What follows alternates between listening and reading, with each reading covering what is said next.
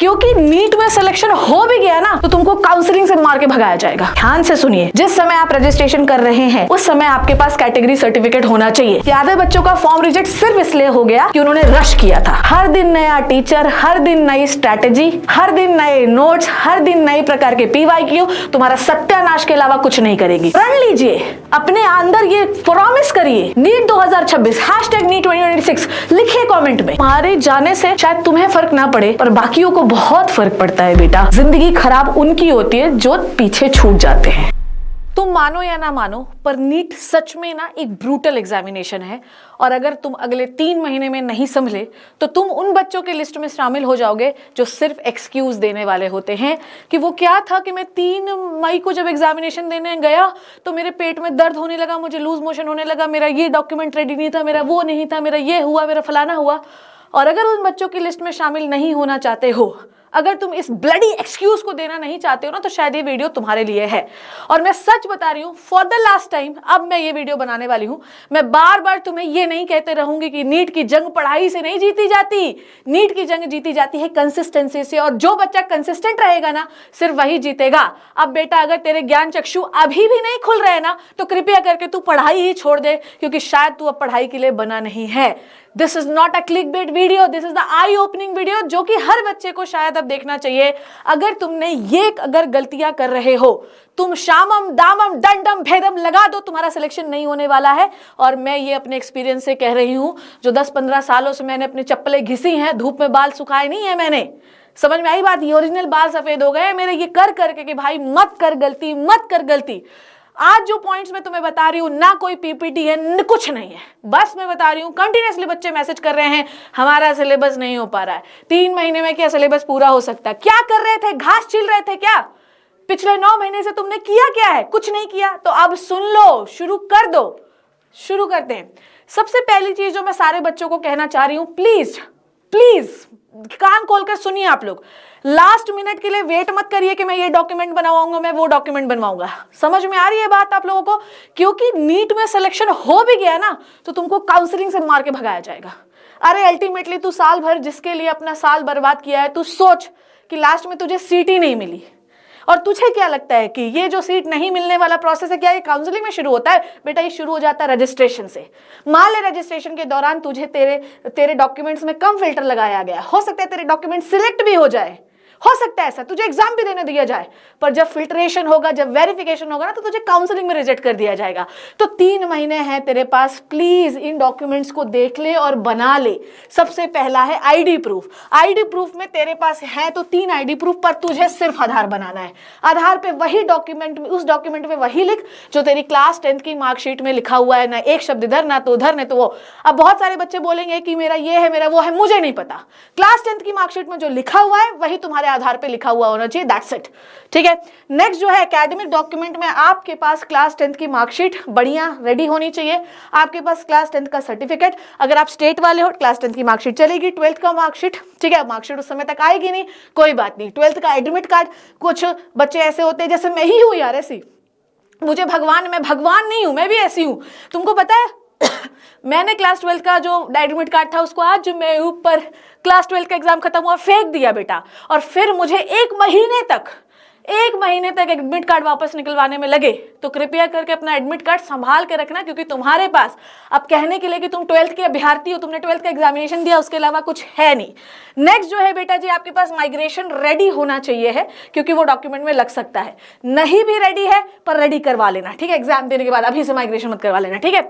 उसके बाद TC transfer certificate, ठीक है।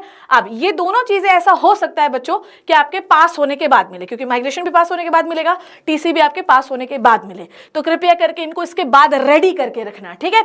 उसके बाद कैटेगरी सर्टिफिकेट तो आपको अभी से बनवाना है। मैं आज फिर आप लोगों को एक हिदायत दे रही हूँ, ST SC आप लोगों के पास स्टेट का कैटेगरी सर्टिफिकेट है, चाहे आप लोगों का नेशनल लिस्ट का है, सेंट्रल लिस्ट का है तो चलेगा। कभी भी बनवाया था, किसी भी सन में बनवाया था, चलेगा। पर अगर OBC, क्योंकि आप लोगों के पेरेंट्स की जो एनुअल इनकम है वो चेंज होती रहती है, इसलिए हर साल आप लोगों को वो नया बनवाना होता है। जिस समय आप रजिस्ट्रेशन कर रहे हैं, ध्यान से सुनिए, जिस समय आप रजिस्ट्रेशन कर रहे हैं उस समय आपके पास कैटेगरी सर्टिफिकेट होना चाहिए। लास्ट टाइम 2025 के ब्रोशर में ये कहा गया था कि अगर आपके पास नहीं है, क्योंकि कैटेगरी सर्टिफिकेट लास्ट टाइम ही मैंडेटरी किया गया है, तो अगर आपके पास नहीं है तो आप पुराना लगा लीजिए, कोई दिक्कत नहीं। पर जब आप काउंसलिंग में अटेंड करोगे तो हमको लेटेस्ट वाला चाहिए। तो तुम क्या कर रहे हो, मान लो उस समय रूल आया, मान लो आपका अभी रिलीज हुआ ब्रोशर और बोलते हमको चाहिए है, तो तुम पहले से बनवा के रखो ना, क्या दिक्कत है तुम्हें, पहले से बनवा लो यार, ठीक है। तो पहले से आप बनवाइए, अगले साल जनवरी तक वो वैलिड रहेगा, ठीक है। ओबीसी एनसीएल वाले जितने भी पीडब्ल्यूडी कैटेगरी है वो अपना यूडीआईडी कार्ड बनवाइए, वो भी लेटेस्ट चाहिए, वो भी आपका हर साल नया बनता है, ठीक है। उसमें डिग्री ऑफ डिसेबिलिटी हमको बतानी पड़ेगी कि हमको क्या डिसेबिलिटी और किस रेंज की है, उसके पैरामीटर दिए गए होंगे जो आसपास के मेडिकल जो लिस्ट दी गई है एनएमसी की, उस लिस्ट में देख लीजिए कौन सा है, वहां से जाके बनेगा उस कॉलेज से, उस हॉस्पिटल से, ठीक है। फिलहाल के लिए आपको कोई गैप सर्टिफिकेट अभी नहीं चाहिए, ठीक है। अगर आप 12th वाले हैं तब तो आपको चाहिए ही नहीं, पर अगर आप ड्रॉपर हैं तो आपको रजिस्ट्रेशन में गैप सर्टिफिकेट नहीं चाहिए होता, आपको काउंसलिंग में गैप सर्टिफिकेट चाहिए होता है, ठीक है। नेक्स्ट इज, अभी से आप अपना एक ईमेल आईडी बना लीजिए, उस समय पर नहीं रश करिएगा। और कसम से बता रही हूं कि आधे बच्चों का फॉर्म रिजेक्ट सिर्फ इसलिए हो गया कि उन्होंने रश किया था। तो रश मत करिए, कि ईमेल आईडी बना लीजिए और अपना डोमिसाइल बनवा लीजिए, क्योंकि अगर आप स्टेट काउंसलिंग में गए तो आपके पास डोमिसाइल होना जरूरी है। तो कृपया करके जब आप स्टेट का फॉर्म भरेंगे, हालांकि ये भी काउंसलिंग में लगेगा, ये अभी नहीं लगेगा, क्योंकि हर जो स्टेट की भी काउंसलिंग होती है वो एक्चुअली एग्जाम तो नीट ही है, तो ये भी अभी नहीं लगेगा। पर अगर आप अभी बनवा लेंगे तो बहुत अच्छा है, इन डॉक्यूमेंट्स के साथ रेडी रहिए। शुरू करते हैं ये नया नया, ठीक है। तुम लोग ना कहे में बहुत ज्यादा आ रहे हो, तुम बहुत ज्यादा कहे में आते हो, ये उसका लेक्चर देख ले, उसके नोट्स ले ले, इस टीचर ने ये पढ़ा है, उस टीचर ने ये पढ़ा है। कुछ नहीं होने वाला है, हर दिन नया टीचर, हर दिन नई स्ट्रैटेजी, हर दिन नए नोट्स, हर दिन नए प्रकार के पीवाईक्यू तुम्हारा सत्यानाश के अलावा कुछ नहीं करेगी। तुम्हें कुछ भी नहीं करना है, जिस टीचर को फॉलो करते हो सिर्फ उसे करो, ठीक है। नोट्स जो आपने खुद बनाए हैं उसे फॉलो करिए, अपने शॉर्ट नोट्स को फॉलो करिए। कोई टीचर नया शॉर्ट नोट्स नहीं, नए नोट्स नहीं बना देता, चाहे वो कितना भी बड़ा क्लेम कर दे। तुम चाहे किसी भी यूट्यूब टीचर का देख लो, तुम अपने नोट्स पे बिलीव करो, अपने शॉर्ट नोट्स पे बिलीव करो, उसके बाद एनसीईआरटी पढ़ो, पीवाईक्यूज करो, क्वेश्चन करो। सिर्फ यही सक्सेस का कारण है। रोज नई बुक पढ़ना, कभी सिलेक्शन नहीं होगा। रोज नए टीचर का लेक्चर देखना, कभी सिलेक्शन नहीं होगा। आप उन टीचरों को क्वेश्चंस के लिए फॉलो कर सकते हो, पर थ्योरी के लिए, कॉन्सेप्ट के लिए, जिसको आप आज तक फॉलो करते आए हो, कृपया करके उन्हीं को फॉलो करो। और अगर उन्हें भी नहीं फॉलो कर रहे हो तो कृपया करके अपने नोट्स को फॉलो करिए। अगर जो बच्चा बार बार चेंज करेगा, सिलेक्शन नहीं होने वाला उसका, तुम लिखवा लो कहीं से। नेक्स्ट इज, अब प्रॉब्लम ये है हमारे साथ कि हम थ्योरी पे बिलीव करते हैं। मेरे मैक्सिमम बच्चों के साथ प्रॉब्लम सिर्फ ये है कि मैम हम ना बायोलॉजी पढ़ते हैं तो हमें बन जाता है, केमिस्ट्री पढ़ते हैं तो बन जाता है, पर फिजिक्स नहीं बनती। क्यों नहीं बनती? क्योंकि अभी तक हमारे इंडियन पद्धति में सवालों को करने की आदत डलवाई ही नहीं गई है। हमारे क्वेश्चन, हमारे स्कूल जाते हैं तो डेरिवेशन करा देते हैं।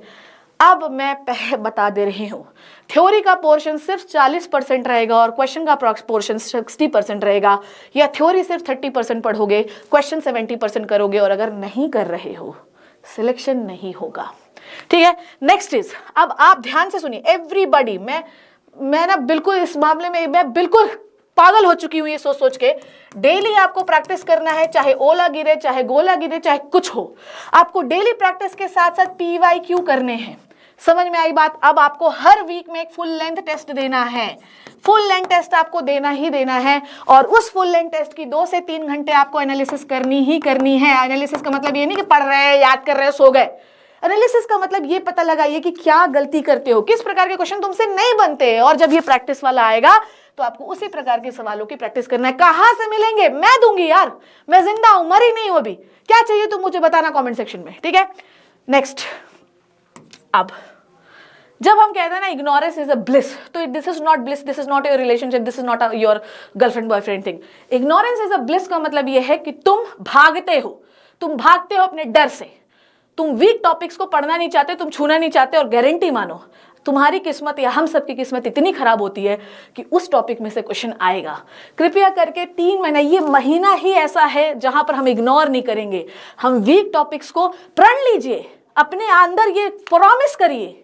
नीट 2026 #NEET 2026 लिखे कमेंट में और बोलिए कि वीक टॉपिक इस महीने, जनवरी के बाद मेरा कोई वीक टॉपिक नहीं रहेगा, सारे क्लियर करो इसी महीने। नेक्स्ट, सबसे बड़ा प्रॉब्लम, जैसे ही तुम टेस्ट देते हो, और अगर तुम्हारी टेस्ट, सबसे ज्यादा स्ट्रेस किसको है पता है? सबसे ज्यादा उन बच्चों को स्ट्रेस है जिनके 500 नंबर आ रहे हैं, 400 नंबर आ रहे हैं, क्योंकि ना तो अब वैसे हैं जिनके बहुत कम नंबर आ रहे हैं, ना तो वो अब बच्चे ऐसे हैं जिनका सिलेक्शन होने वाला है। अब इनकी ना हो जाती है, इनकी लिटरली ऐसी तैसी हो रही है, मुझसे नहीं हो पाएगा। अब यहां से आपकी टेंडेंसी जनरेट होती है कि मैं अपने माँ बाप के सपनों में खरा नहीं उतर रहा हूँ, क्या सोचेंगे मेरे पापा जिन्होंने मुझे कोटा भेजा है, जिन्होंने मुझे यहाँ भेजा है पढ़ने के लिए, उनके पूरे पैसे, उनकी पूरी उम्मीद मैंने बर्बाद कर दी, और फिर वो एक नेगेटिव कदम उठाने लग जाते हैं। क्या ये नीट का टुच्चा सा एग्जामिनेशन, जो कि टुच्चा नहीं एग्जैक्टली, क्या जिंदगी से तो टुच्चा है, क्या वो तुम्हारी जिंदगी से बड़ा है यार? पहली बात तो स्ट्रेस फ्री रहिए, होगा होगा, नहीं होगा नहीं होगा। अपने माइंडसेट पे रखिए कि मुझे सिलेक्शन देना है। आज 500 नंबर आ रहे हैं, 400 नंबर आ रहे हैं, आपको पता भी नहीं चलेगा। अगर आप वो जो मैंने बताया अभी, जो अगर आप वो करते रहेंगे, हफ्ते में 2 फुल लेंथ देते रहेंगे, आपको पता भी नहीं चलेगा 3 मई को आपको 700 प्लस आ रहे हैं। ये बहुत अजीब तरीके का एग्जामिनेशन है बेटा। बस तुम पढ़ते जाओ, पढ़ते जाओ, पढ़ते जाओ, पढ़ते जाओ। दिमाग से हटा दो कोई भी गलत, घटिया, वाहियात थॉट। तुम सोचना, तुम्हारी जिंदगी जो है ना, तुम्हारी जिंदगी तुम्हारे लिए इंपॉर्टेंट नहीं है, पर तुम्हारे पीछे रहने वालों के लिए बहुत इंपॉर्टेंट है। क्योंकि तुम्हारे जाने से शायद तुम्हें फर्क ना पड़े, पर बाकियों को बहुत फर्क पड़ता है बेटा। जिंदगी खराब उनकी होती है जो पीछे छूट जाते हैं। कृपया करके ऐसा कोई थॉट अपने मन में नहीं लाना है सबको, ठीक है। Next is mismanagement. आपका घटिया मैनेजमेंट आपको लेकर डूबेगा, है ना। आपके साथ प्रॉब्लम है कि फिजिक्स पढ़ रहे हैं, पूरे दिन फिजिक्स ही पढ़ रहे हैं। मैं आपको शुरू से करते आई हूँ, हर दिन हर टॉपिक पढ़ना, हर सब्जेक्ट पढ़ना है। केमिस्ट्री 2 घंटे पढ़िए, बायो 3 घंटे पढ़िए, क्योंकि बॉटनी जूलॉजी, फिजिक्स को 2 + 3 5 घंटे पढ़िए, और प्रैक्टिस 2 घंटे करनी ही करनी है। ये करना ही करना है आप लोगों को, बस काम खत्म। आप सारी स्ट्रैटेजी देख देख के धीरे धीरे यूट्यूबर बनते जा रहे हैं, पागल हो जाओगे। मत देखो स्ट्रैटेजी, बाहर में जाने दो स्ट्रैटेजी, मत देखिए स्ट्रैटेजी यार। एक आध देख लिए, उसको फॉलो करिए, नहीं करना मत करिए, जो मैंने बताया वो कर लीजिए, हो जाएगा। यूट्यूबर थोड़ी बनना है कि अगले साल आपका सिलेक्शन हो गया, होता है ना, इतनी स्ट्रैटेजी देख लिए कि अगले साल तुम भी यूट्यूबर बन जाओगे, ठीक है। घटिया रिविजन प्लान है तुम्हारा, अब तुम फॉलो करोगे। इरेज योर मेमोरीज, अब जितने भी करा, 1, 24 और 48 को आपको फॉलो करना है। पहले दिन जो आप फॉलो करते पढ़ते हैं, वो 24 घंटे बाद आप 70% भूल ही जाते हैं। तो अगले 24 घंटे में उसी को वापस से पढ़ के आपको PYQs और MCQs करने, अच्छे लेवल के क्वेश्चंस, ठीक है। और 48 घंटे में अब आप रिवाइज करेंगे short notes. Number 1 short notes revise करेंगे, और साथ साथ क्या करेंगे, डायग्राम्स देखेंगे। रिविजन जो 48 घंटे वाला वो सिर्फ शॉर्ट नोट से होगा, ठीक है। अब याद देखिए कि अब आपको अपने ऑल्टरनेटिव्स भी ढूंढ लेना चाहिए, ठीक है। घबराना, पैनिक होने से कुछ नहीं होने वाला है। तो कृपया करके बहुत अच्छे अच्छे फॉर्म्स हैं, जैसे नाइजर का फॉर्म है, इसके लिए हमने बहुत लंबी प्लानिंग भी की है, और वो प्लानिंग मैं आपके साथ शेयर करूंगी। तो कृपया करके उसको देखिएगा, और be ready with your alternative, ठीक है। आई होप जो मैंने आज आपको समझाया, ये कुछ 7 पॉइंट 8 पॉइंट, ये आपका जीवन बदल देंगे, ठीक है। 2026 में तुम्हें सिलेक्ट होने से कोई नहीं रोक सकता है बेटा। इस चैनल पे मैं आपको पढ़ाने वाली हूँ, सारा पढ़ाऊंगी, 10-20 हज़ार सवाल करा के बेचती हूँ। अब देखते हैं कि किसके बाप में दम है कि तुम्हें सिलेक्ट होने से रोक सके। नीट 2026 तुम्हारा है। #NEET2026 प्लीज कमेंट सेक्शन में लिखना। Thank you so much.